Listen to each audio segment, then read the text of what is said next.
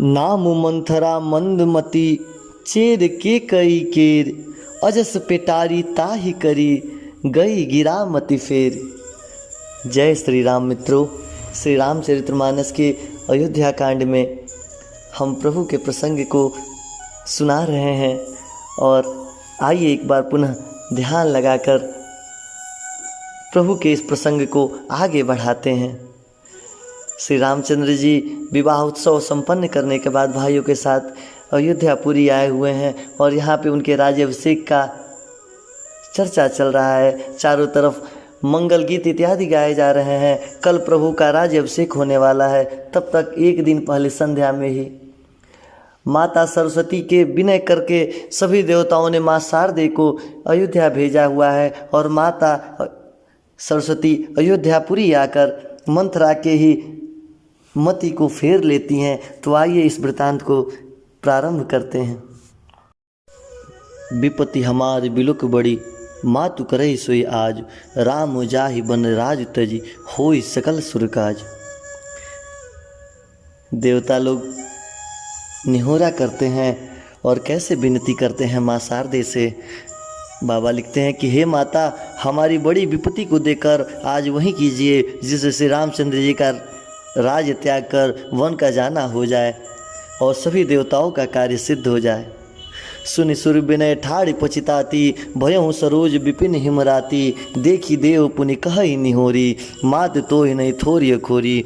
देवताओं की विनती सुनकर सरस्वती जी खड़ी की खड़ी वहीं पछता रही हैं कि मैं कमल वन के लिए हेमंत ऋतु की रात हो गई हूँ। उन्होंने इस प्रकार पछताते हुए देखकर पुनः विनय करते हुए देवताओं ने कहा कि हे माता, इसमें आपका जरा भी दोष नहीं लगेगा, क्योंकि यह तो श्री रघुनाथ जी के क्रियाकलाप के द्वारा रचित ही रचना है। श्री रघुनाथ जी विषाद और हर्ष से रहित हैं। आप तो श्री रामचंद्र जी के सब प्रभाव को जानती हैं। जीव अपने कर्मवश ही सब सुख और दुख को भोगता है। अतएव देवताओं के हित हेतु आप अयोध्या में जाकर पधारिए। बार बार चरण पकड़ के देवताओं ने सरस्वती जी को संकोच में डाल दिया है। तो वह यह विचार करके वहाँ से चली आती हैं और यह सोचने लगती हैं कि देवताओं की बुद्धि ओछी हो गई है। इनका निवास स्थान तो ऊंचा है, किंतु इनकी करनी बहुत ही नीच वाली है। ये लोग किसी के भी ऐश्वर्य को देख नहीं सकते हैं, अपितु कि प्रभु के भी ऐश्वर्य से ये लोग जल रहे हैं। आगिल काज विचारी बहोरी, करहि चाह कुशल कवि मोरी, हर्ष हृदय दशरथपुर आई, जनुग्रह दशा दुसह दुखदाई। परंतु आगे के कार्य के विचार करती हुई श्री रामचंद्र के वन जाने से राक्षसों का वध होगा, ऐसा होते ही संपूर्ण जगत में सुख शांति बढ़ जाएगी, ऐसा सोचते हुए ऐसे चरित्र की कामना करते हुए माँ सरस्वती अयोध्यापुरी में आती हैं और ऐसा लगता है जैसे कि अयोध्या में दुख देने वाली कोई ग्रह दशा आ गई हो। नाम मंथरा मंदमती चेर कई कई केर, अजस पिटारी ताहि करी गई गिरा मति फेर। मंथरा नाम की केकई की एक मंद बुद्धि दासी थी। उसने अपयस की पिटारी उसे ही बनाकर माता सरस्वती उसकी ही बुद्धि को फेर देती हैं। देख मंथरा नगर बनावा, मंजुल मंगल बाज बधावा, पूछे सुलोगन का उछाहू, राम तिलक सुनिभा उरताहू। मंथरा ने जब मंथरा का बुद्धि फिर जाता है तो वो नगर की तरफ देखती है। नगर सजाया गया है, वह सुंदर मंगल बधावे को सुन रही है। उसने लोगों से पूछा कि यह उत्सव कैसा है। किसी ने बताया कि श्री रामचंद्र जी का राज तिलक हो रहा है। बात सुनते ही उसके हृदय में जलन उठने लगा।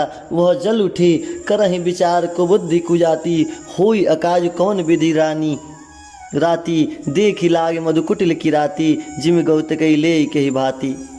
वह दुर्बुद्धि नीच जात वाली दासी विचार करने लगी कि किस प्रकार से यह काम रात ही रात में बिगाड़ दिया जाए। जैसे कोई कुटिल भिलनी शहद का छाता लगा देकर घात लगा देती है और इसको उखाड़ लूँ, इस प्रकार सोचने लगती है। उसी प्रकार वह नीच मंथरा जो कि सरस्वती जी के कामना से उसकी बुद्धि फिर गई थी। ऐसा सोचने लगी कि रात ही रात इस कार्य में विघ्न उत्पन्न कर दूं। भरत मातु पही गई बिल खाने, का अनमनी हसी कह हसी रानी, उतरा दे न ले उसासु, नारी चरी कही करी डार ही आंसू। वह उदास होकर भरत जी की माता कैकेयी जी के पास जाती है। रानी कैकेयी हंस कर कहती है कि तू उदास क्यों है, इतनी खुशी का माहौल है, चारों तरफ मंगल गीत इत्यादि गाया जा रहा है और तू उदास होकर बैठी है। मंत्रा कुछ उत्तर नहीं देती है, केवल लंबी लंबी सांसें ले रही है और त्रिया चरित्र करके आंसू बहा रही है। हंसी कह रानी गाल बड़ तोरे, दिन लखन सिख असमन मोरे, तब न बोल चेरी बड़ी पापिन, छाड़िस श्वास करी जनु सापिन। रानी हंसकर कहने लगी कि तेरे बड़े गाल है, तू बहुत बढ़ बढ़ कर बोलने वाली है। मेरा मन कहता है कि लक्ष्मण ने तुम्हें कुछ दंड दे दिया है, इसीलिए तुम चुप हो और रुदन कर रही हो। तभी वह महापापिन दासी कुछ भी नहीं बोलती है और लंबी लंबी सांसें छोड़ती है, जैसे काली नागिन फुफकार छोड़ रही हो, और वैसे ही रुदन कर रही है। चारों तरफ खुशी के माहौल में उसका रुदन महारानी कैकेयी को सुहाता नहीं है। सभय रानी कहे कि न कुशल राम महिपाल, लखन भरत रिपुदन मुनि भाकुबरी उर्साल। तब रानी ने डर कर कहा कि अरे बताती क्यों नहीं, क्या श्री रामचंद्र जी, राजा ने, लक्ष्मण जी ने, भरत ने या शत्रुघ्न ने कुछ ऐसा कुछ बोला है, या वो कुछ कुशल हैं? तो यह सुनकर कुबरी मंत्रा के हृदय में अत्यंत पीड़ा होने लगी।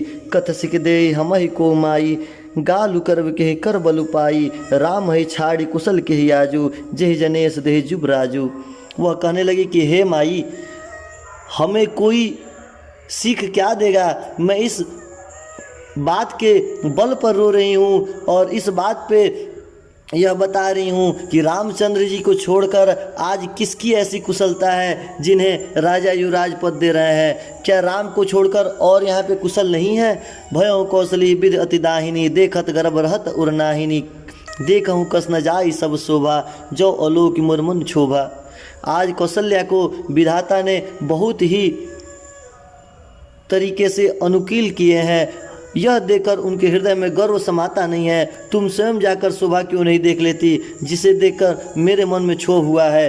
पितु विदेश ना सोच तुम्हारे, जानत हूँ बस ना हो हमारे, निंद बहुत प्रिय सेज तुराई, लखो न भूप कपट चतुराई।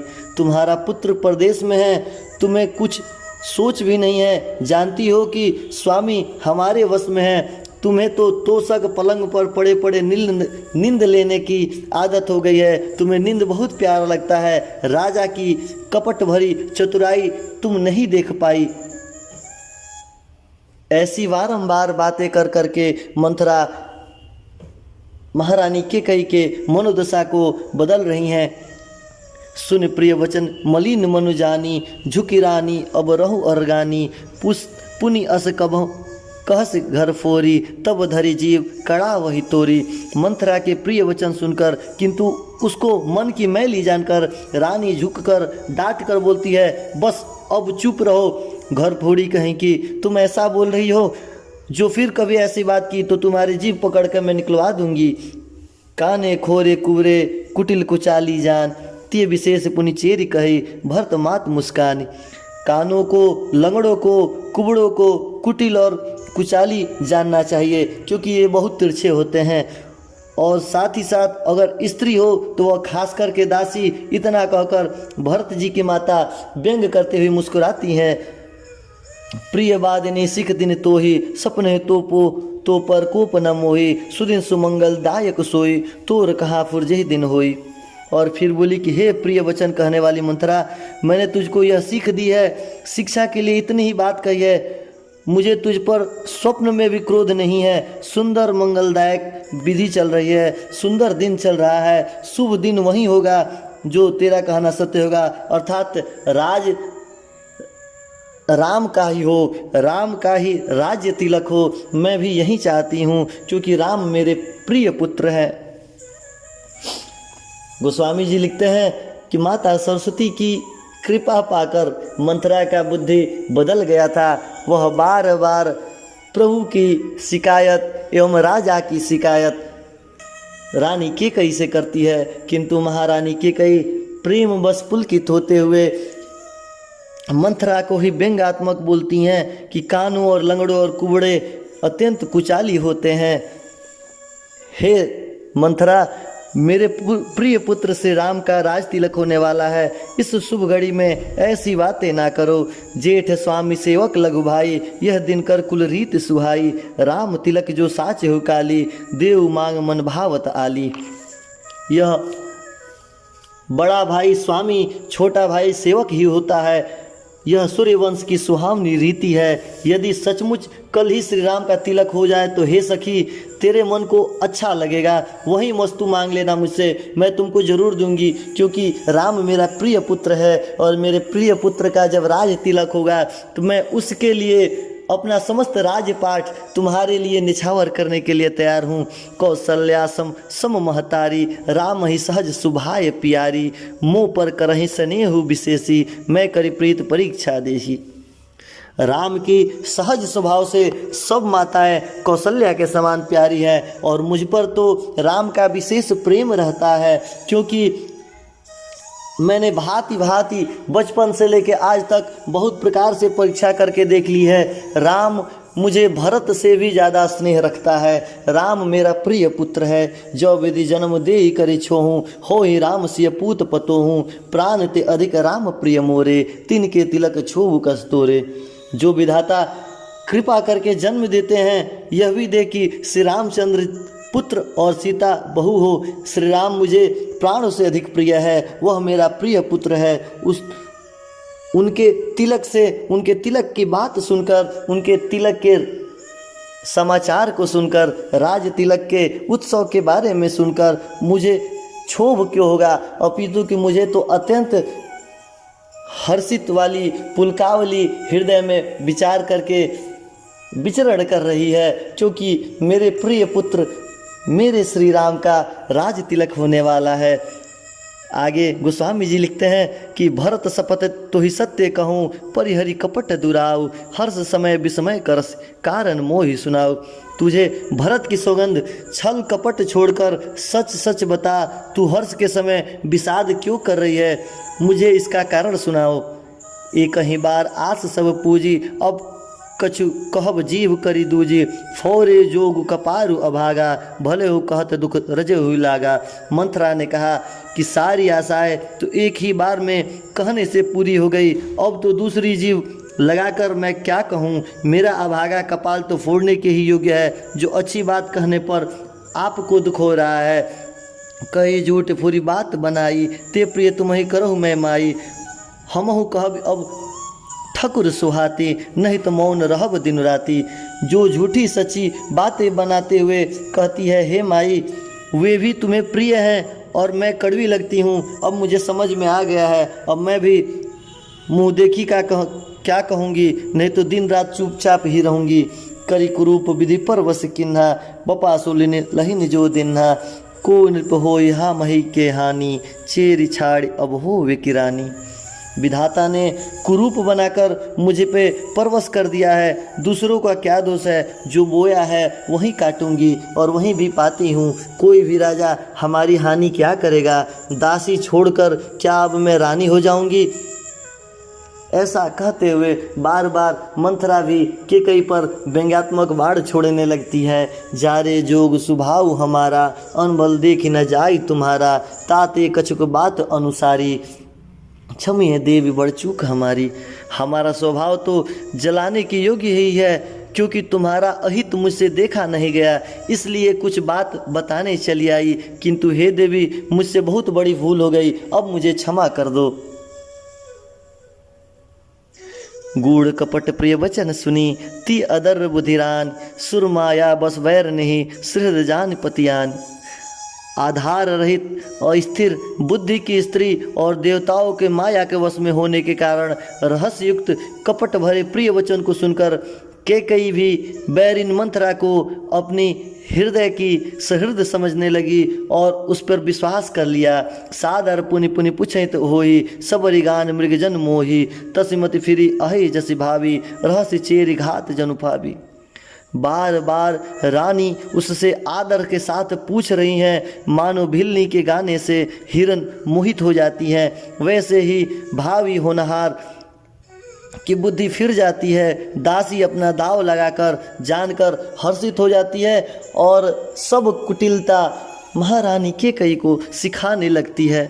तुम पूछत मैं कहत डेराऊँ, धरे मोर घर फोरी नाऊँ, सज प्रतीत बहुविध गढ़ी छोली, अवध साढ़ साती तब बोली। तुम पूछती हो किंतु मुझे डर लगता है, क्योंकि तुमने मुझे घर फोड़ी कहा है। बहुत तरह से घड़ छोलकर खूब विश्वास जमाकर तब वह अयोध्या की 7.5 अर्थात शनि की 7.5 वर्ष की दशा रूपी मंथरा बोलती है कि प्रिय सिय राम कहा तुम रानी, राम ही तुम प्रिय सो फुरबानी, रहा प्रथम अब ते दिन बीते, समूह फिरे रिप होई परीते।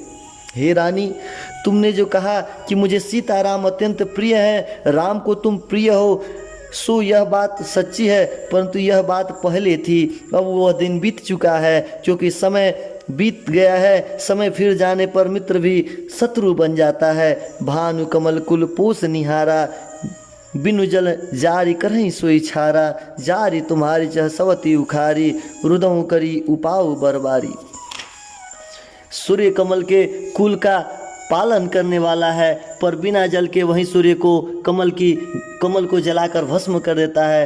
अर्थात सौत कौशल्या तुम्हारी जड़ को उखाड़ना चाहती है, अतः उपाय रूपी श्रेष्ठ बाण घेरा लगाकर उसे सुरक्षित कर दो। मंथरा नाना प्रकार से कुटिलता त्रिया चरित्र महारानी केकई को समझाने लगती है और माता केकई भी देव योग्य से ऐसा सोचने पे मजबूर हैं और इस रहस्य को सत्य समझकर ध्यान लगाकर सुनने लगती हैं। आगे गोस्वामी जी लिखते हैं कि मंथरा की वाणी कि तुम ही न सोच सुहाग बल, निज बस जान राव, मन मलिन मुँह मीठ निपु, राउर सरल स्वभाव। तुमको अपने सुहाग के झूठे बल पर कुछ भी सोचने की जरूरत नहीं है। राजा को अपने वश में जानती हो, किंतु राजा मन के मैले हैं, मुंह के मीठे हैं और सीधे स्वभाव के नहीं हैं, अपितु की कपट और चतुराई से परिपूर्ण है। चतुर गंभीर राम महतारी, बिच पाई निज बात सवारी, पैठे भरत भूप नियावरे, राम मातु मत जान बरौरे। राम की माता कौशल्या बहुत चतुर और गंभीर है, उसकी थाह कोई लगा नहीं सकता है। उसने मौका पाकर अपनी बात बना ली है। राजा ने भरत को नौनिहाल भेज दिया है। उसने आप बस राम की माता की सलाह समझिए। से वही सकल सवत मुनि के, गर्वित भरत मात बल पी के, सालु तुम्हारा कौशल्या ही माई, कपट चतुर नहीं होई जनाई।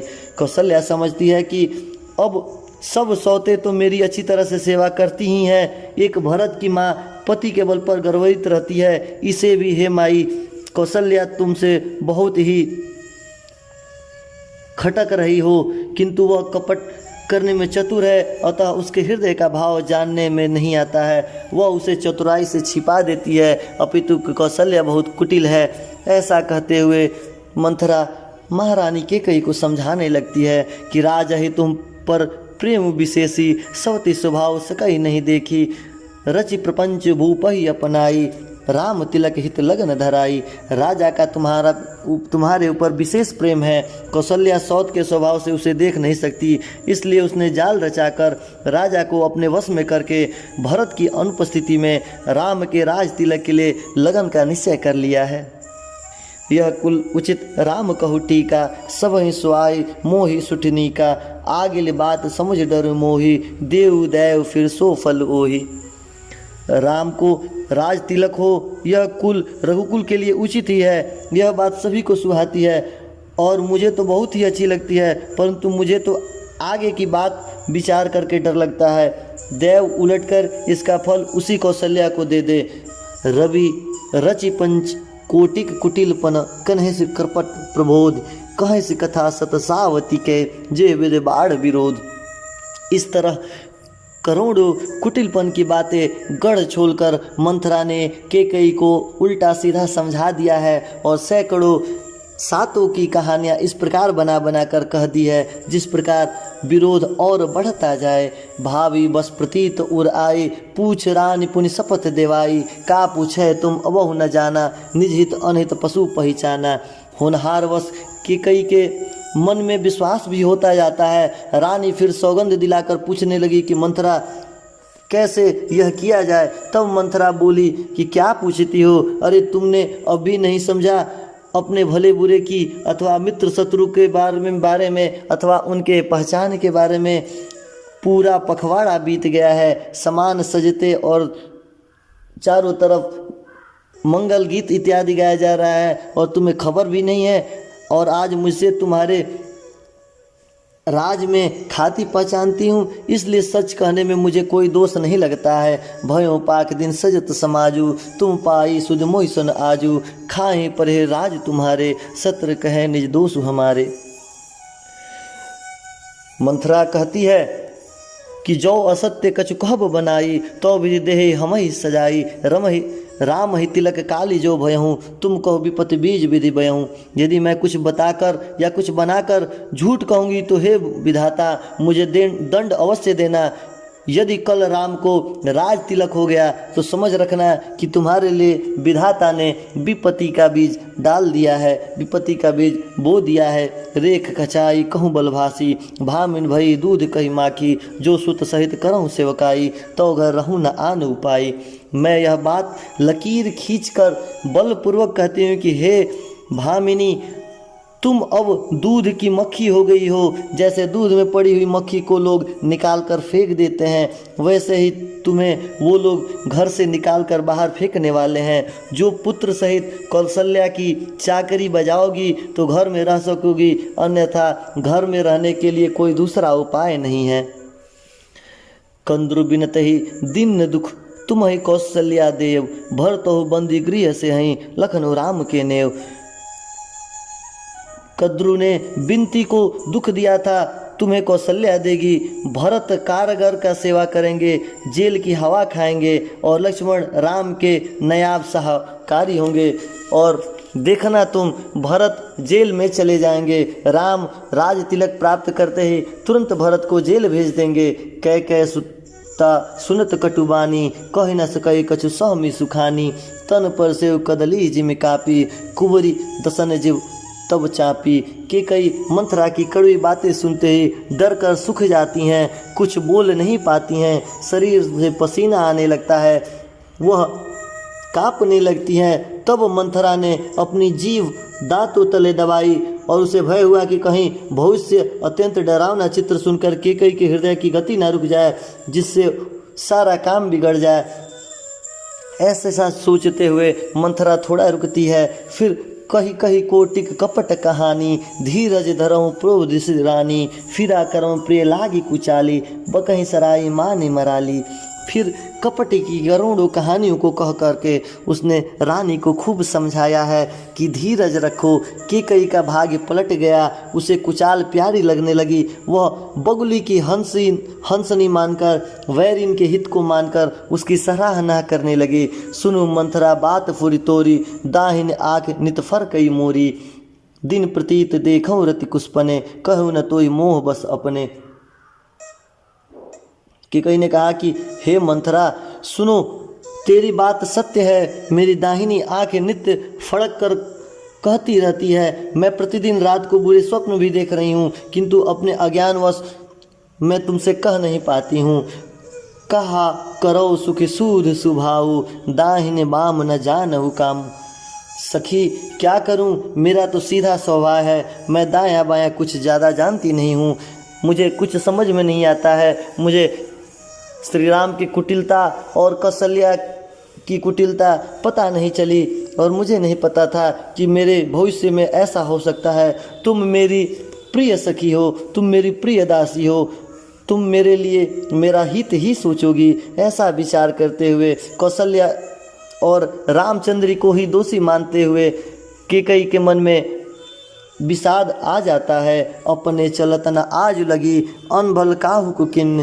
के अग एक ही बार मोहि, दय दुसह दुख दिन। अपने चलते जहाँ तक मेरा वश चला मैंने आज तक कभी किसी का बुरा नहीं किया। फिर न जाने किस पाप से देव ने मुझे एक ही साथ इतना दुख दे दिया है। नए हरे जन्म भरब बरु जाई, जियत न करब सवत सेवकाई। अरे बस देव जियावत जाही, मरण नीक तिह जीवन चाही। मैं भले ही नैहर जाकर रह जाऊंगी, पर जीते जी सौत की सेवा नहीं करूंगी। देव जिसको शत्रु को वश में रखकर जिलाते हैं, उसके लिए तो जीने की अपेक्षा मरना ही अच्छा है। दीन वचन कहो बहुविधि रानी, सुनि कुबेर तिय माया ठानी। अस कस कहो मानी मन ऊना, सुख सुहाग तुम कहो दिन दूना। रानी ने बहुत प्रकार से दीन वचन कहे हैं। फिर सुनकर वह कुबरी मंथरा अपनी त्रियाचरित फैलाने लगती है। वह बोलती है, तुम मन में गलानी मानकर ऐसा क्यों कह रही हो? तुम्हारा सुख सुहाग दिन दूना रात चौगुना होने वाला है। जे हिराउर अति अनभलता का, सोई पाई यह फल परिपापा। जब ते कुमत सुना मैं स्वामिनी, भूख न बासर निज जामिनी। जिसने तुम्हारी बुराई चाही है, वही परिणाम यह बुराई उसको ही मिलेगा। हे स्वामिनी, मैंने जब से यह कुमत सुना है तब से मुझे न तो दिन में भूख लगता है और न ही रात में नींद आती है। पूछो गुण रेख तिन खाची, भरत बोआल हो यह साची। भामिन करब न तह को उपाऊँ, है तुम्हारी सेवा बसराऊँ। मैंने ज्योतिषियों से पूछा है तो उन्होंने रेखा खींचकर गणित करके अथवा निश्चय पूर्वक कहा है कि भरत राजा होंगे। यह बात सत्य है। हे भामिनी, तुम करो तो मैं उपाय बताऊं, अगर तुम बोलो तो मैं तुम्हारे लिए एक उपाय बताऊं। राजा तुम्हारी सेवा के वश में है ही, परहु कूप तो बचन पर, सको पूत पति त्याग। कहे से मोर दुख देखी बड़, कस न करब हित लाग। कैकेयी ने कहा, मैं तेरे कहने से कुएं में गिर सकती हूँ, पुत्र और पति को भी छोड़ सकती हूँ। जब तू मेरा बड़ा भारी दुख देखकर कुछ कहती है तो भला ही मेरे लिए अच्छा ही सोचोगी। तुम जो कहोगी मैं वही करूँगी। तुम बताओ। कबूरी करी कबूली के कई, कपट छोरी और पाहन टेई। लखड़ी नरान निकट दुख कैसे, चरई हरित तिन बलिपुष जैसे। कुबरी कैकेयी को तरह तरह से समझाती है और कबूल करवाती है, अर्थात बलि पशु बनाकर कपट रूप से छुरी को अपने कठोर हृदय रूपी पत्थर पर टेक देती है और उसकी धार तेज करने लगती है। रानी कैकेयी भी अपने निकट के दुख को देख नहीं पाती है। जैसे बलि का पशु हरी हरी घास को चरता रहता है, वह उसको पता नहीं होता है उसके सिर पर मौत नाच रही है, वैसे ही मंथरा की बातें सुनने में कोमल है, पर परिणाम की कठोर भयानकता को रानी नहीं समझ पाती है। सुनत बात मृद अंत कठोरी, देति मनहु मधुस माहुर घोरी। कबहू चेरी सुध अहि किनाहे, स्वामिन कहीं कथा मोहि पाही।